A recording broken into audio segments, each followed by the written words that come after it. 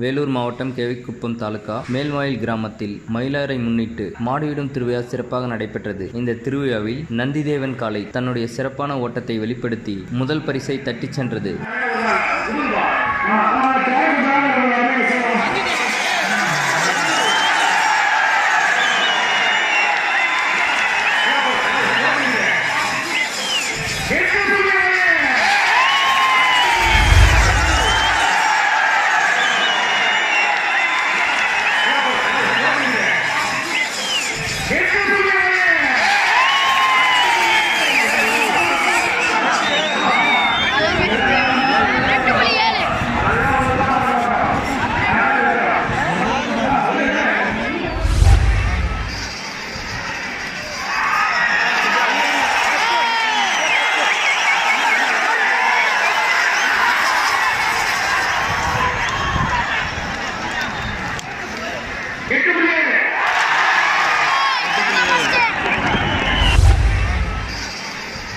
நந்திதேவன் தன்னுடைய சிறப்பான ஓட்டத்தினால் போட்டி தூரத்தை 8.7 என்ற வினாடிகளில் ஓடி முதல் பரிசான ரூபாய் 1,00,000 பரிசாக வென்றது.